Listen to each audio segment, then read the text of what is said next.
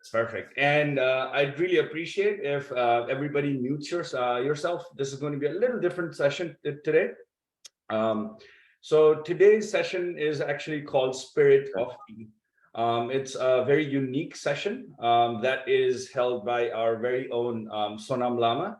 Um, he is um, he is the teacher of all of the tea makers, most of the tea makers in Nepal, but he calls himself the an eternal student of tea, and he's a tea practitioner, as he likes to be called. And he's in Calcutta right now, and he'll be leading this session. So today is not about me talking about teas or anything. It's going to be him, and I'm going to put him on the spotlight to really go over what spirit of tea means, really. So, Sonam, very glad to have you today here. I will start to spotlight you, and you should be ready. Go ahead. Thank you, Nishal. Hello, everyone. Namaste. Hi, Vedika. How are you? Hi, Sonam. I'm good. How are you? So good to see you. Yeah, good to see you too. Greetings and namaste to everyone. Can you all hear me? Yes, namaste. So I would like to start this session with a small chant. This chant is actually the chant from chant about the medicine Buddha, who was a bodhisattva, and since tea is ancient medicine, as we consider tea as an ancient medicine, so I would like to introduce this session with this chant. All right, can we just so it's early morning for you guys. I can reckon that, and can you just close your eyes for a while so that I start the chant?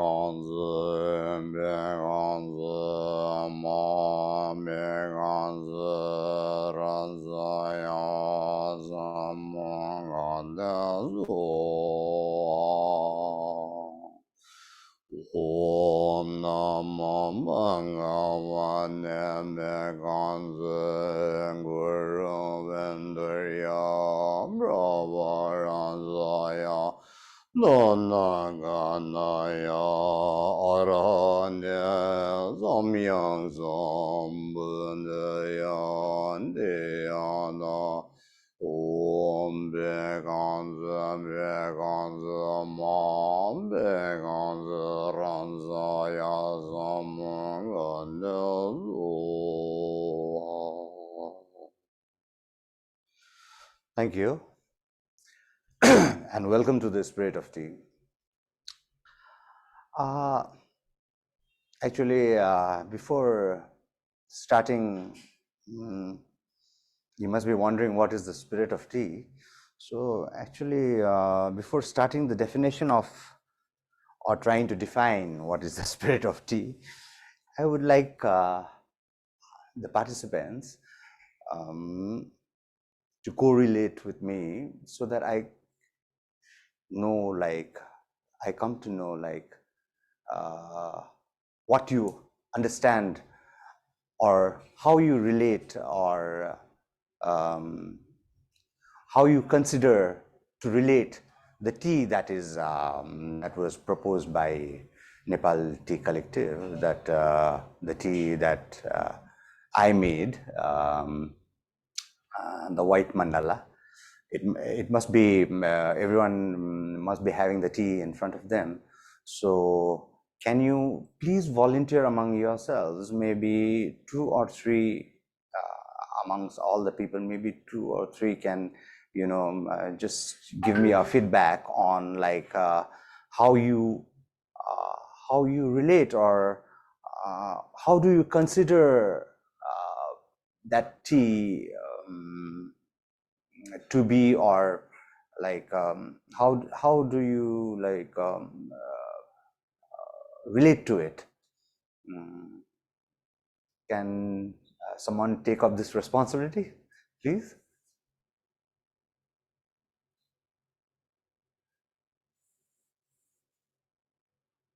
I can definitely get started. When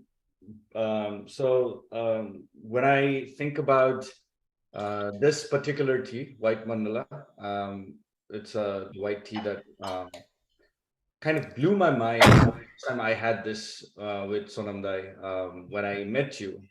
So one of the things that it reminds me of when I'm looking at this tea and when I'm drinking this cup of tea, it always reminds me of how simple the tea leaf is, how the simplicity of tea within its own complexities, and how simple this is, but at the same time how nature has perfected it in such a way that you're getting so much complexities within, and how you beautifully defined you know um, just how we technically don't make any of these teas, but nature does. We just kind of identify them. So that is what comes to mind when I'm drinking this cup of tea. Anybody else would like to volunteer?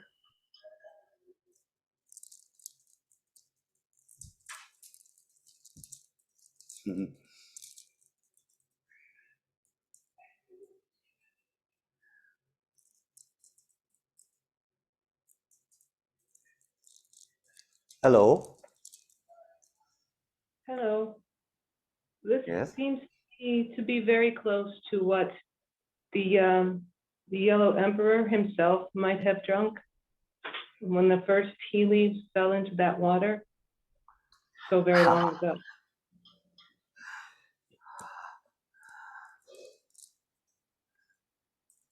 Okay. And anyone else?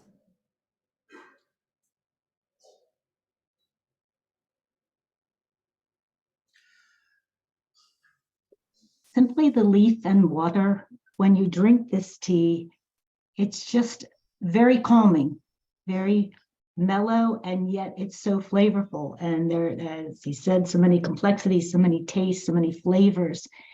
It's something you can sit and just be mindful of and just enjoy. It's calming. It's a very pleasant, smooth tea. Usually, generally, as I drink white teas, they don't tend to have the flavor. They're so light. I enjoy a black tea. This had much flavor, much fullness in it. It was lovely. With a lot of amount of gratitude, I would like, if anybody speaking or giving their feedback, can you please introduce yourself also, so that I get a better picture of whom I might be talking to, because I'm really listening and and putting my deep thought into your consideration about this tea. I'm Hi, Lisa Sonam. Bachman. I'm Oh, from sorry, East go ahead. Pennsylvania. I'm sorry. I was going if you want me to No, go no, it's back. okay. Go ahead. Go ahead. From Eastern Pennsylvania in the United States. I'm just happy to be enjoying these teas of Nepal. I've had several of them, but I haven't had a lot of experience. I hope to get that in just a month or so and really immerse myself in the beauty of tea in Nepal. So I've been drinking tea for maybe 15 years or longer and enjoying, and I find it's daily. It's daily. It's your life. It's your life. It's your life and your love every day. All right, thank you very much. Thank you. Yeah. So hi, Sonam. So actually, when I had this tea, and I'm also kind of smelling it right now, it takes, like, I had the fortune of being with you in Nepal. It kind of takes me back to the tea gardens. It's like it reminds me of the freshness. So that's what it's delicate, but it's so fresh. It's refreshing. So that's what I think about this tea. Some teas just take you back to nature. So I think that's what it is. Okay. Any other considerations?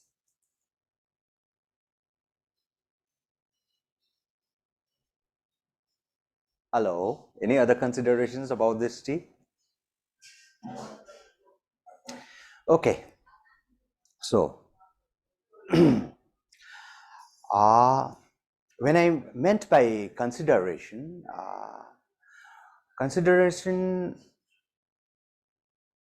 means the idea of how you view something that you are going to consume or that you are going to come into union with. The spirit of tea is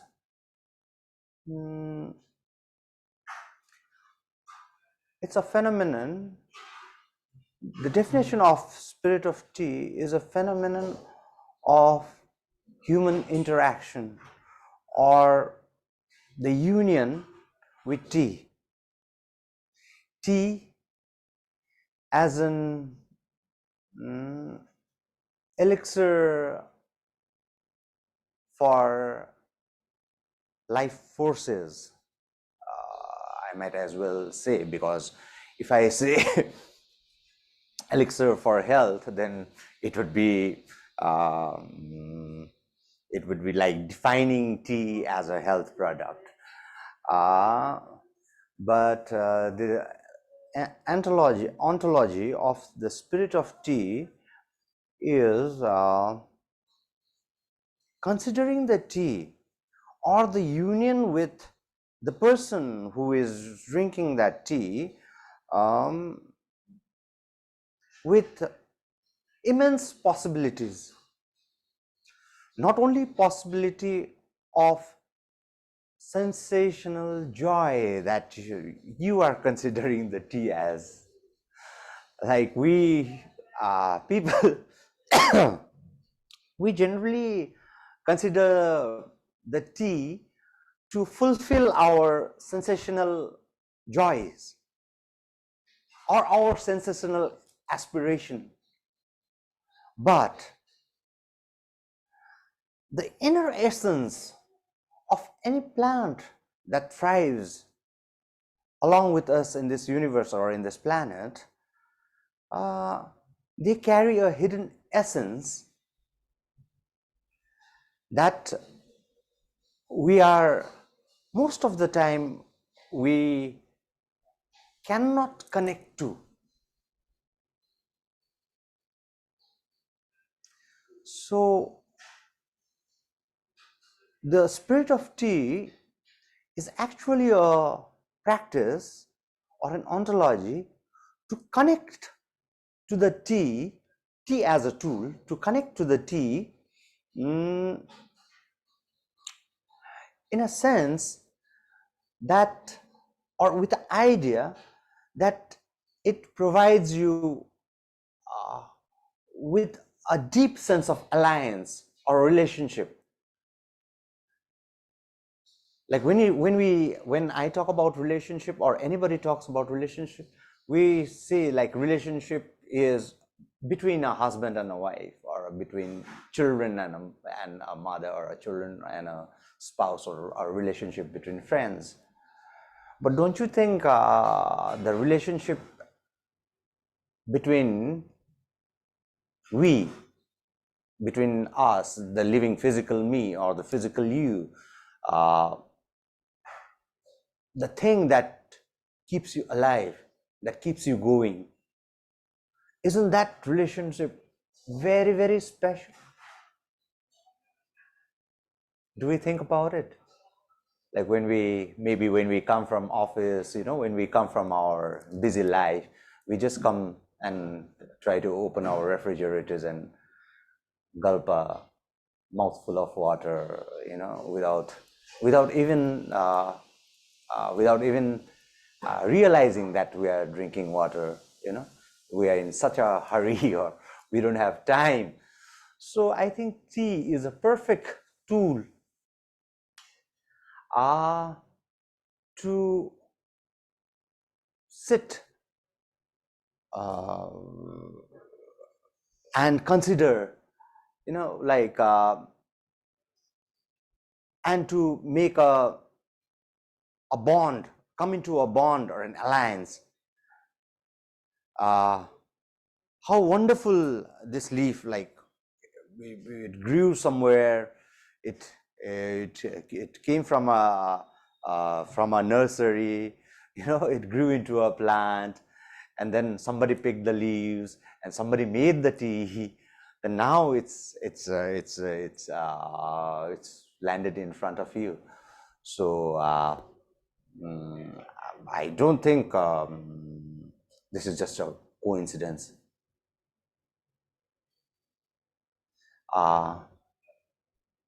Do you agree? May I ask you, do you agree? Please answer.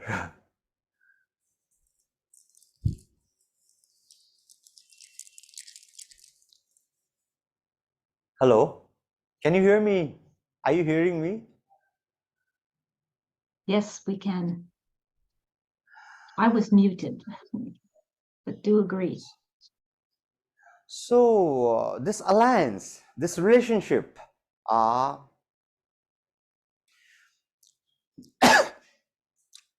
relationship is actually your idea. The tea plant doesn't have cognizance. It came through a phenomenon. It came through a universal phenomenon. But you, the person who is drinking it, you have cognizance. So you can aspire, or you can aspire to make the tea to take the benefit of its sensory qualities, and as well as functional qualities. Okay, like those are the two things, those are objective for us. But there must be some molecules, or some atoms, or some genes, genetic forces in the tea plant, which has some more mystical hidden essence, which will, when you consume the tea, when you prepare the tea, when you consider the tea in this manner, then this tea, when it gets in union with your cells, with your tissues, goes through your mouth, through your esophagus, it goes down, and even all the living beings in the bacteria, or the fauna, or the flora in your body comes into contact with the molecules that this tea has to offer, then I think it's a amazing phenomenon, like almost almost like watching. You can like, I imagine like working watching in a dark sky with a lot of stars in it, and different stars have different types of light to offer to us, something like that, you know. So my aspiration towards considering a certain tea is almost like that. So this has come through a lot of practice. I've tried to sit with tea, with the tea plant itself, with some made tea. You know, I make tea myself, and to sit with it and to consider its being, so that when it comes into contact with me, so that I feel the wholeness of interbeing with the tea, it has to offer. Not only the functional and the sensory qualities of the tea, but maybe the more hidden and the more hidden essence, or in our Buddhist culture, we call the thrilling wind wisdom, that sort of thing. That is how I would consider any tea, not only this tea, like any tea that I start the day with early in the morning. So if we consider this practice as a regular practice, not that you have to do it every day, but as a regular practice, let's say in a month or maybe in a week or so, then I think tea will help you or reveal to you its other qualities too. Nishal, am I like, are you getting me? Yes, Hello. Yes, absolutely. It's always very interesting to kind of hear completely different perspective into the same into kind of the beverage that a lot of us as consumers take for granted in a way. And it's very always a fascinating, it takes you to a very different level when we're talking about tea with you. So I'm absolutely on page with you. And when I talk about union, union is like in a very, like, suppose, let's say, like the God thing, okay, like if you are a Christian, I am a Buddhist, like you know, it's devotion, you know. So inclusion, to consider tea as inclusive, or to consider tea as inclusive, or the inclusion, to consider that inclusion in a very reverent way, like with a full reverence, with full devotion, or with utmost trust, you know. Like we tend to, we are very discriminatory, and that's not a fault, you know. Like it's always been it has always been there in human evolution, like to be discriminatory. I think that's how we evolved, like, you know, we were discriminatory. I think the first human who put the first grain in his mouth and considered that now grains should be used as a as a food, it was because of his discrimination that today we're eating bread. So it is a part of evolution, discrimination. There's no problem in discriminating, but we are too engrossed with discrimination. You know, we think that is the ultimate. So to be true to oneself, we should consider the other part of discrimination also. The other part of discrimination is, I think, inclusion, and the beauty of inclusion is inclusion makes the person who opens the window or the door for inclusion is expanding, is expansion, is self-expansion.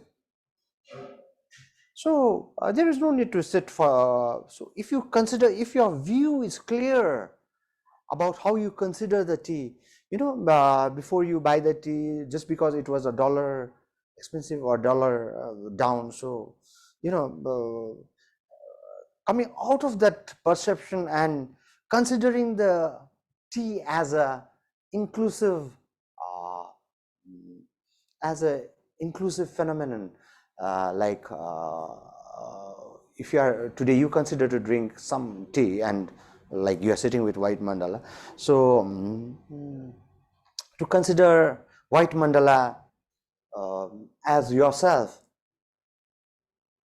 and the tea as you, and you as the tea. All right, you got my point? The fate of the tea is your fate. Like, you will make the tea, you will brew the tea, you will drink it, and you'll forget it. You got my point? So is your realization, so is your awareness, so is your consideration for yourself. I think that really makes sense when you consider a tea. So considering a tea only in its functional and sensational qualities would be you know, would be like depriving yourself of something that is more valuable than what you are objectively doing. So this is the ontology of the spirit of tea. So now that I have given I've tried to describe, of course words are not enough, like I've just tried to describe the ontology of the spirit of tea. It has sorry, who am I, like it has a greater dimension actually, and you guys are everyone, every human being, every sentient being who consumes air, who consumes water, who consumes the 5 elements, and who are the aggregates of the 5 elements of this universe, is working towards is working, or it's around the universal phenomenon. So it is the spirit of tea is a practice where you can connect to this phenomenon. So tea, I made tea a tool. So likewise, you too can try to make, you know, like tea as a tool to connect to this wonderful a different dimension, or a different dimension of connecting with the universal phenomenon. So Now, if you have any questions on this spirit of tea, then you can ask me. Then after the question and answer, then we can enjoy the tea together. Nishal, is this okay? Yeah, Sunanda, I think one of the main things people here would love to kind of understand, and how you've been helping us just to mindfully drink tea. I would love for you to talk a little bit about just kind of how, when you are making tea, or any tea maker is making tea, and also when people are consuming that tea, what are the thought process, or what are the things that we should be thinking about? How does the tea plant really exist in nature?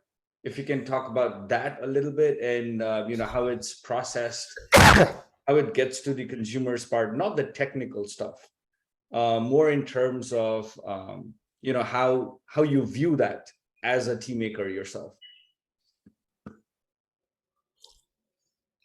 Okay, Nishal, nice question. But see, to answer this, we actually have to go back to history and maybe be a little technical too. Not only tea, any plant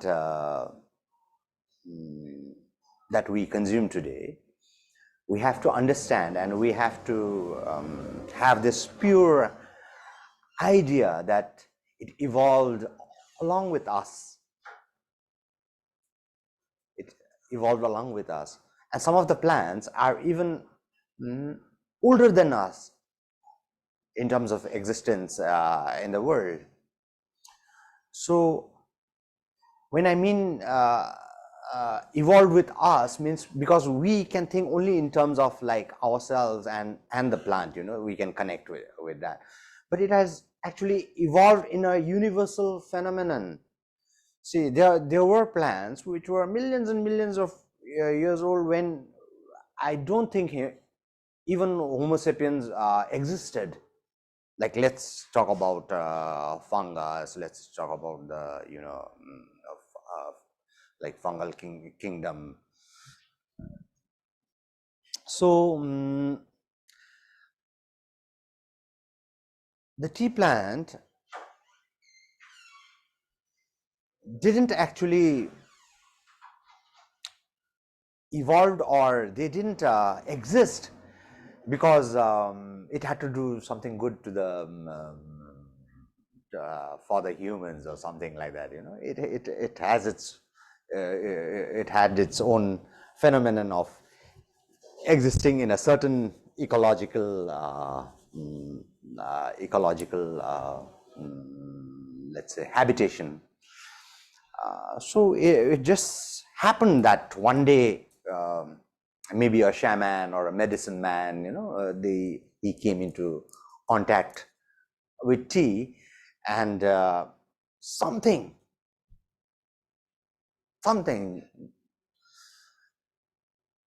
connected. I don't think, like very personally speaking, like personal opinion, like I don't think that time tea was as a mellow brew or something like that. I have tried a lot of tea from the wild. Wild teas have a different chemical composition and a different attribute. It has more strength. It is totally different from what we drink today, like the cultivated teas, right? So that connect, the first person who just picked the leaf and maybe he just chewed it like this, that connect was the beginning of everything. That was the beginning of what we think about tea today. So we I told you like before, we try to we have a very a peculiar way of or the idea of looking into or existing in nature. We think we think that this earth is for us and the nature is for us, so so we have to exploit it, or maybe we have to consume it or something like that, So the beauty about tea is like it evolved, and I think it's a very intelligent plant because it evolved with us, and now it is trying to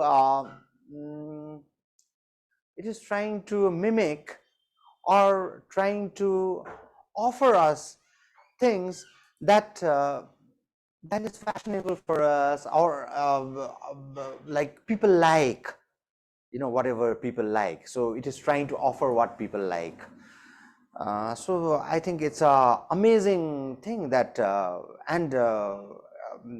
if there is anybody here who studied botany and things like that, it's very amazing to study the mutation of plant cells, like how they adapt to the environment, how they adapt to now tea not only adapted to a certain environment.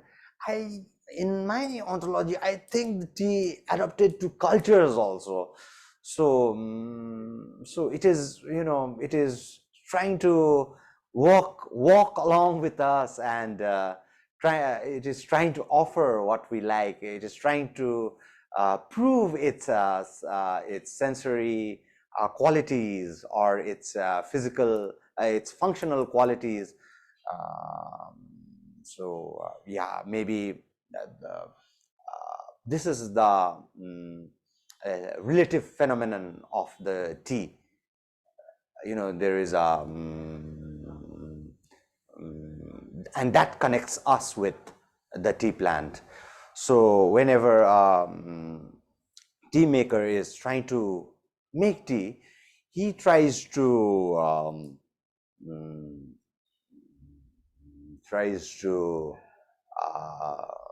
like work with the attributes of what he senses or feels for that tea to be, so yeah, it's a like, if you think in that terms, like in this deep way, then it's a wonderful thing to look upon, or to like contemplate and think and things like that.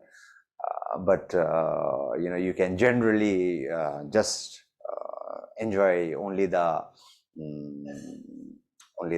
sensation functionality of tea too. So actually, if you want to make tea as a tool, and and practice a way of life, or or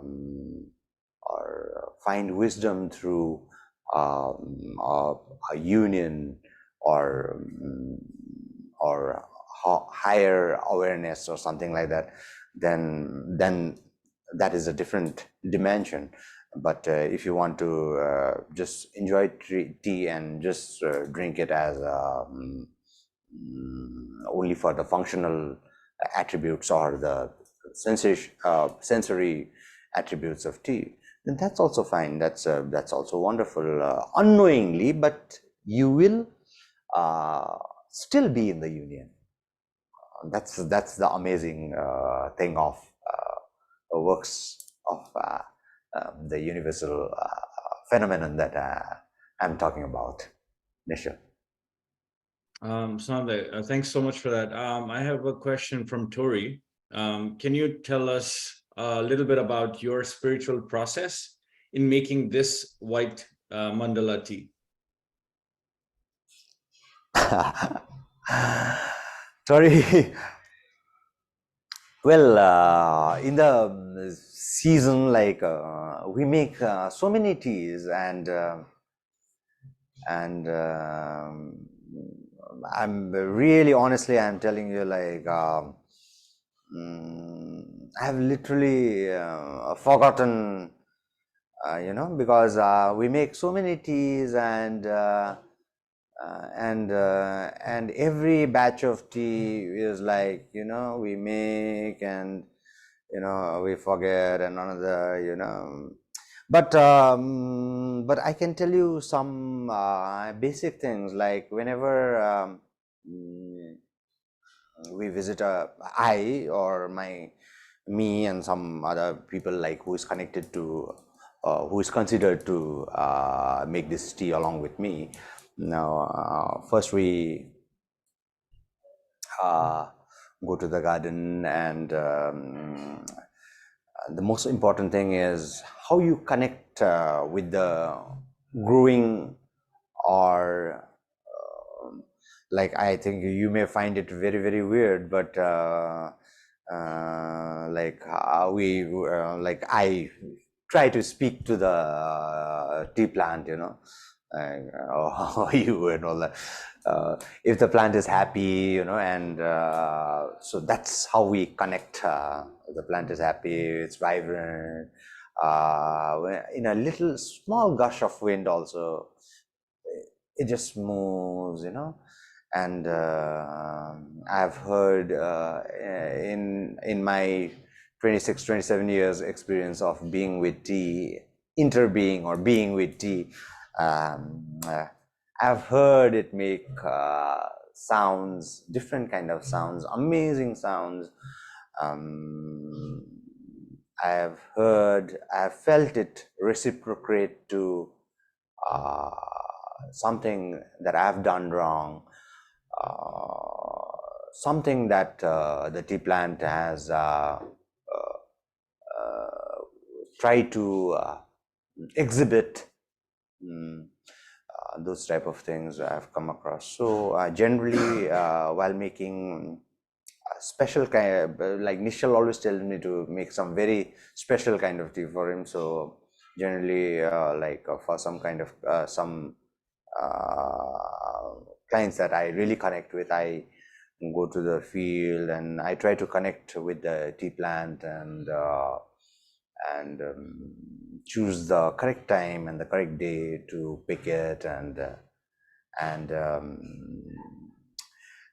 the most important thing is, like, I try to stay away from my pre-occupied mind, like I want to make this tea like this, I want to make this.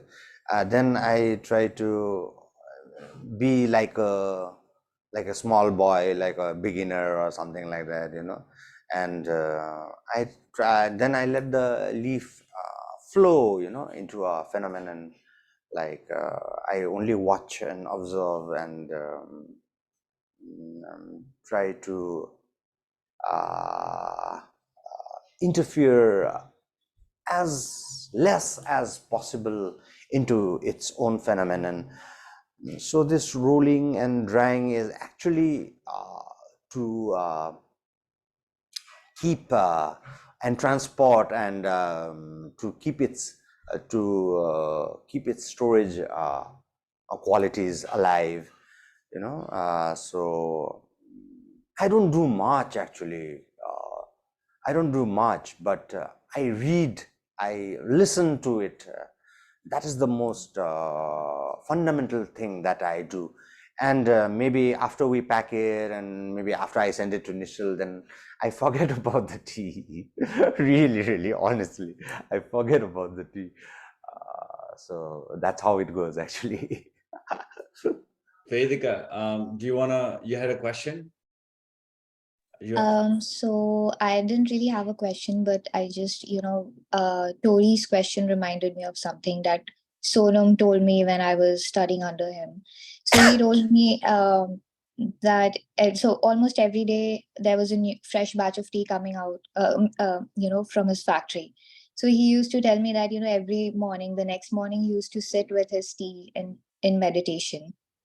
And that also kind of made him feel, if I mean, feel about the quality of tea or whatever he was expecting from the tea. I think that was also a part of his creative process or tea making process or anything. But I mean, what Tori asked.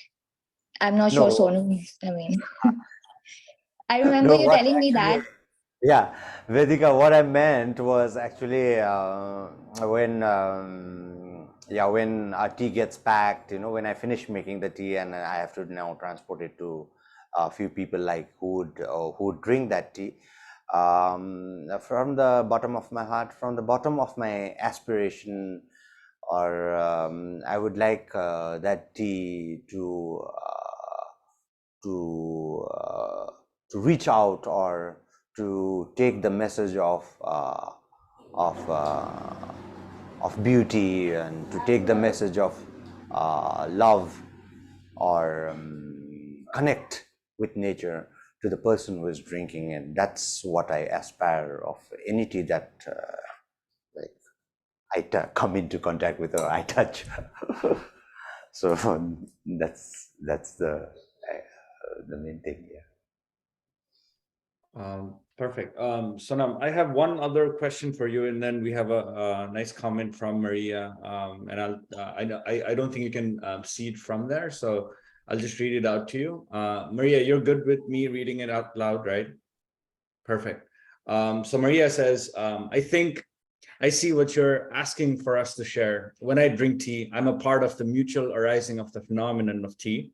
I'm tasting the ancestors of the tea. I'm contributing to the future of tea.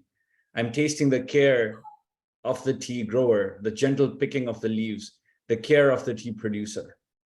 I taste, and through drinking am one with the sun over Nepal, the waters of the Himalayas, the joys of the leaves and the flavor of the soil. I sometimes look to the west as I sit in Wisconsin, imagining where my tea has come from. And my thoughts go on from there, but this comment is quite long. So I'll keep it on the other thoughts between me and the leaves, which is just beautifully portrayed. Maria, thank you so much for that. Please send me a copy of that. Absolutely. Sonam, one of the other things that I always remember you talking about, which I've been always fascinated about, the tea world of tea is so vast. And the concepts of tea masters or concepts of just calling yourself one who understands tea or knows everything about tea is kind of like not true to my belief. And you always talk about how you're an eternal student of tea. I'd love for you to answer, comment on that in terms of, what has tea taught you, or just what does that mean? Being a student, eternal student of tea, what does that mean to you?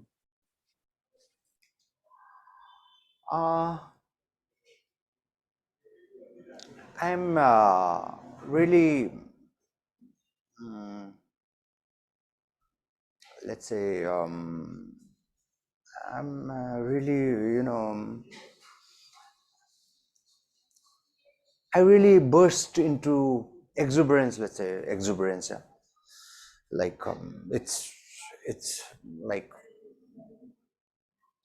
exuberance in the sense like I forget myself when I'm in the tea field and, with the tea plant. Because I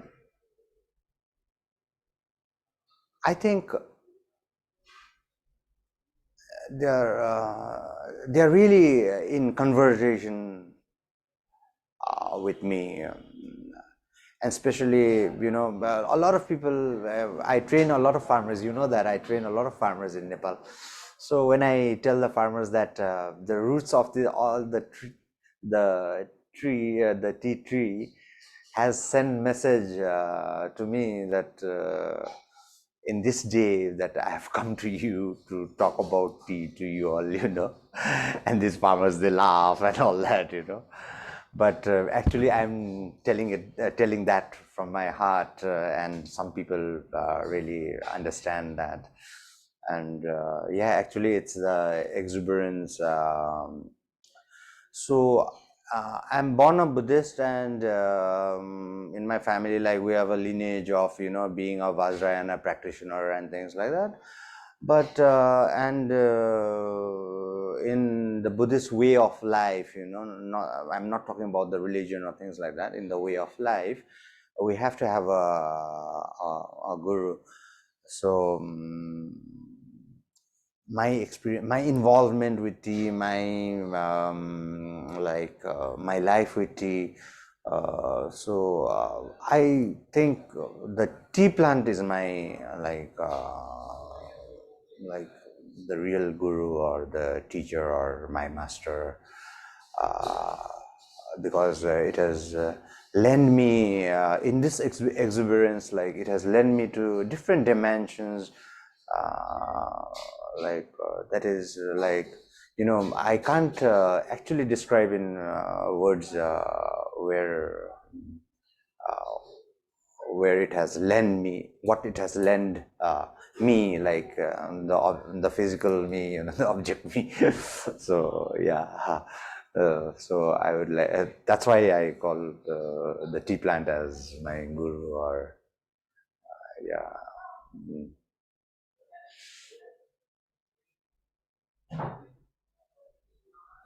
Thank you. Thank you, Sonamlay.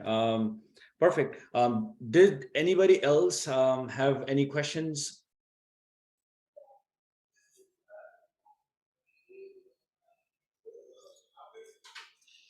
Okay. If not, one of the few things, so again, this was not a typical, as I mentioned earlier, this was not a typical kind of tea tasting session that we generally used to host. This was a very different session where I wanted to bring perspectives of the spirit of tea and what it means to everybody and what it means to the tea makers, especially. Because one of the things that we, as Nepal Tea Collective, what we are trying to do is really foster that connection between the consumers, which we all are, of tea, to the people that actually make all of these teas. And not just to the people, I believe Sonam took it to a next level where we're actually connecting with the tea leaves itself. And that connection is basically, from what I understand of this session, essentially, and being with Sonam for quite a while, is that connection is very personal. For a lot of us, we have not even been to a tea farm. For a lot of us, we've not seen a tea plant grow. We've not seen a tea plant being plucked and being processed into this beautiful, beautiful beverage that we drink almost every single day. But when you go to the field, when you see what happens in the field, and when you're in the moment, in the zone of seeing how simple this tea plant is, but at the same time, super complicated to be able to create this versatile beverage, it's quite phenomenal. And I think that is what we are appreciating in terms of tea. And one of the other things I personally believe, and the reason we're here today, is Nepal Tea Collective as a company really stands for that, fostering that connection between the consumers and the producers of tea. And with that, these sessions and the other sessions that we do specifically for tea tastings, these are all a part of that connection that we want to foster for the consumers, to really exactly see the person who's actually making their teas, and also really be mindful when they're drinking their cups of tea. And I really got so much out of that one nice comment out of Maria, is that, just trying to understand or trying to see or trying to kind of think about where your tea comes from, that one specific little question, very underrated question, but that one little question really asks pretty much all questions and really helps the producers, the farmers, the country, or just the area, or any single thing that happens in the farm to gain some form of identity. And that is essentially what we want to do, is really create an identity for the tea makers, because the tea makers are the ones who have been kind of lost in the whole tea supply chain. There hasn't been that identity that has been created for them. And as a company, what we want to really do is really be able to bring that identity back to the producers, to the farmers, and everybody in the supply chain. So that's what we tend to do. Did anybody else have a question? I've not been monitoring here. I have a nice comment from Ishan. Sonam, I don't know if you've you'll be able to read that, so I'll read it on behalf of you. So from Ishan says, if I understand correctly, the spirit of tea touches us all. What we can attempt to do is to let it touch us and try to understand how we let it grow within us. And hopefully within a lifetime or more, we will finally understand it fully. Till then, we all will be students of tea. That's another.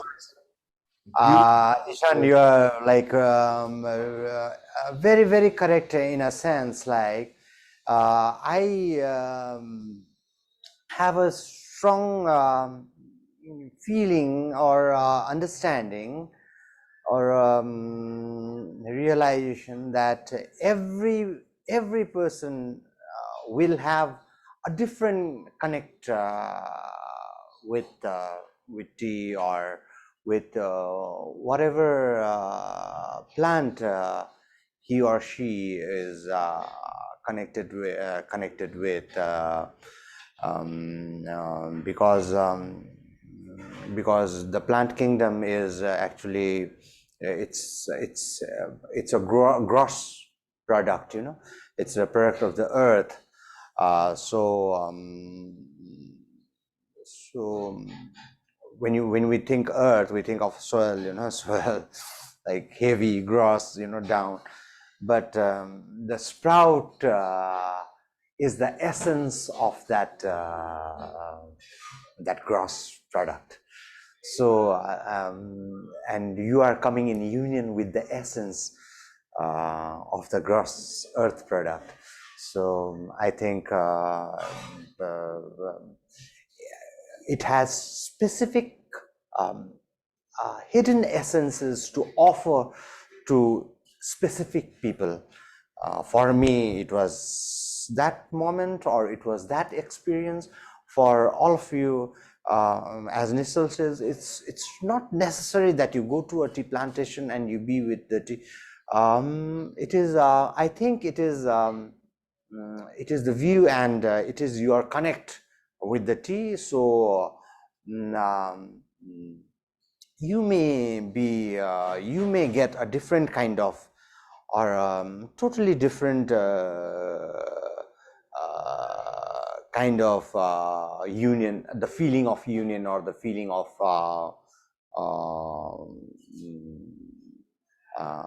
considering the tea. So it is, I think it is a different experience for different people. Yes. Absolutely, so, I agree. Now, if we can have the questions later, but now let me explain you the practice. In the practice, see, when we think of the sensory attributes of the tea, we consider only the taste and the aroma, and what we see, like if it's full of buds, maybe we have read somewhere like buds, if there are a lot of buds in the tea, so it is of higher quality and things like that, you know. and a lot of tea people promote that also. But I tell you, the real essence of tea, whether the tea does not have an aspiration to give you a good value or a bad value. It will give you all the qualities that it has gathered or garnered till the time it became the two leaf and a bud to reach you. You know, it will even garner or maybe accumulate when it is being shipped after the tea is made. So these are the hidden essences of the plant.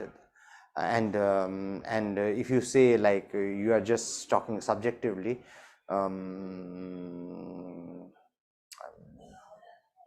like there are chemical changes, like, you know, like every hour, every minute for the tea. So I hope you understand that the tea changes chemically every hour, every moment. You know, it reaches a peak and again it goes down. So it has those hidden essences to offer you. So in my ontology, I don't think there is a good tea and a bad tea. So to connect with the tea, you have to try to use, I told you about the ideation. So ideation is the space from your heart. It's the space quality or the virtue that you are looking the tea to offer you. And now the physical part, like you can touch the tea, you can feel it, you know, touch it, feel it. And this tea does not only have chemical compounds and not only a leaf or something physical. I think it has a universal electrical charge that it can connect with your body. So I think that will be also added essence to what the tea has to offer you. So to touch the tea and feel it in your hand and maybe caress it, it's a nice way to start the union practice.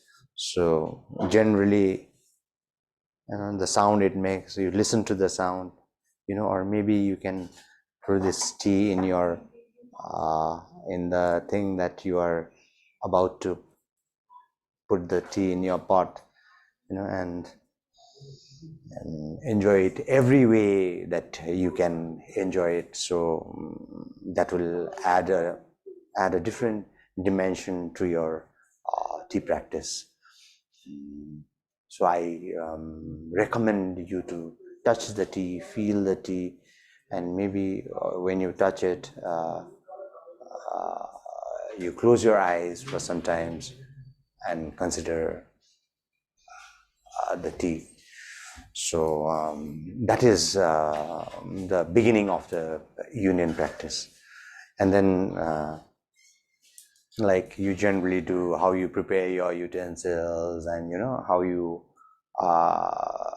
consider the other things that is coming together to bring this tea enjoyable for you, the water and things like that. So you can consider that too in your practice. And then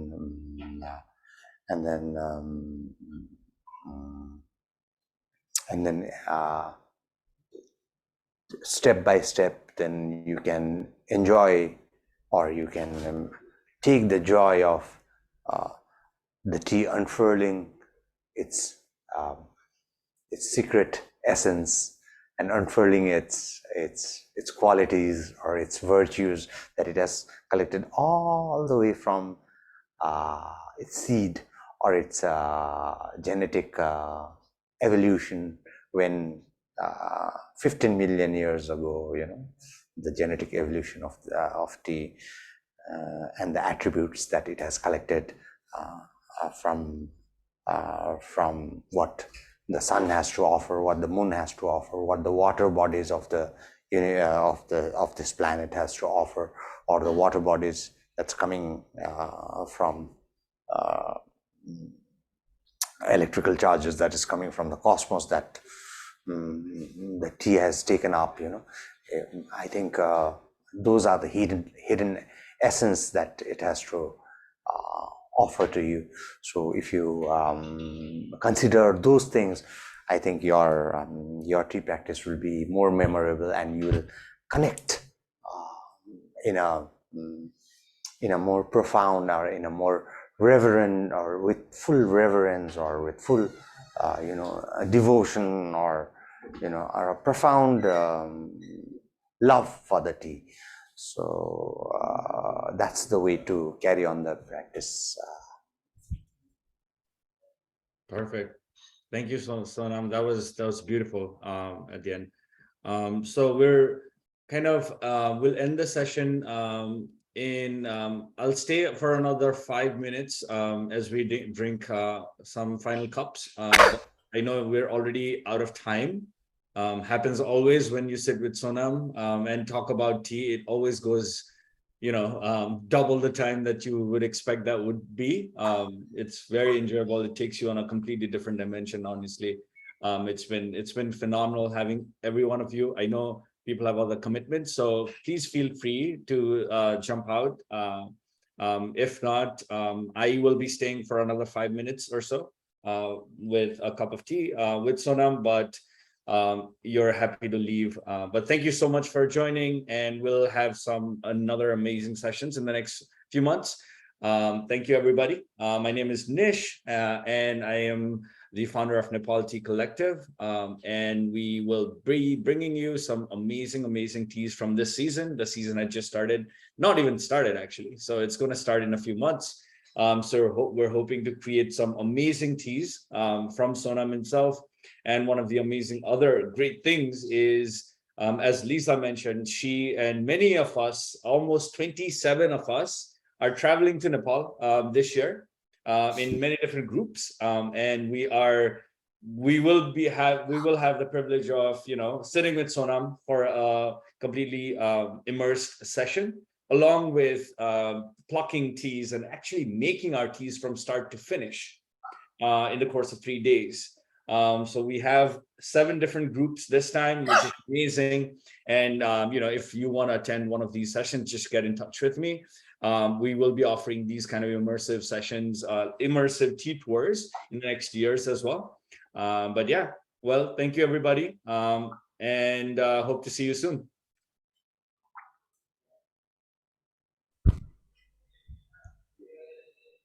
Bye-bye. Thank you.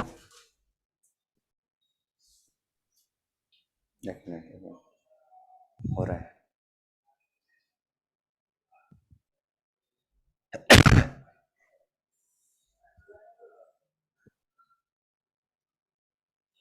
Any final thoughts, Sonam? This was great. Especially, I think we didn't get to the part of, really enjoying the tea at the end, or kind of we got to the part of, touching the tea, feeling the tea and all of that. I also love how you kind of describe a bit more sensationally about, when you brew the tea and then you kind of, get it inside the body. So if you want to just jump in another few minutes about that, it's great. If not, we can just kind of, if there's any questions from the audience, those who have left, we can just talk about that.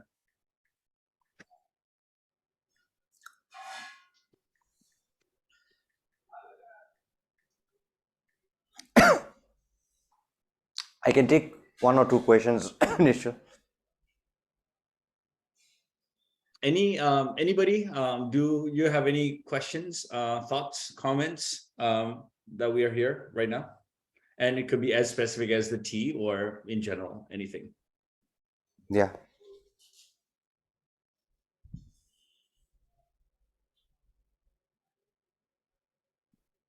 No questions? Cool.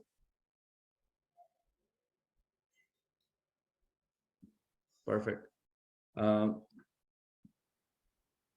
Thank you, Maria. Love having you in pretty much all of our sessions. It's always a pleasure to have you. Thank you. And we need to get you to Nepal sometime. Unfortunately, I have an immune system issue, so travel for me right now is difficult. But I travel through my tea. Yes. Absolutely. Thank Cool. you. Bye, Maria. Thanks. Thank you. Vedika, where are you right now? You're in Canada? Yeah, I'm in Toronto. Oh, okay. Perfect. When did you come to Nepal? Was it recent or? No, it was last year, Feb, I think. Oh, okay. Well, that's good. Yeah, That was great. Perfect.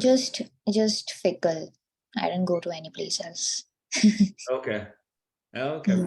perfect. You had a chance to learn from Sonam, I'm guessing, in Fickle? Yeah, 7 days. Oh, 7 days. Wow. Yeah, it was nice. Perfect. Well, that's great. Cool. We will kind of end the session. Lisa, did you have any last thoughts, comments, questions, anything, or Norman? Perfect. Thank you, Lisa. you. I can't wait to Thank have you. you in Nepal.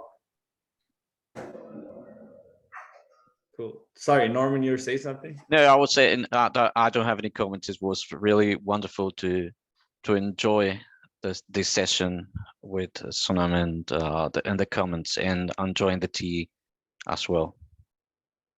Perfect. Thank you. Okay, All thank you. Bye-bye. Okay. Thank you, Bye. everybody. Bye. Bye. Bye, Nishita. Thank Bye. you.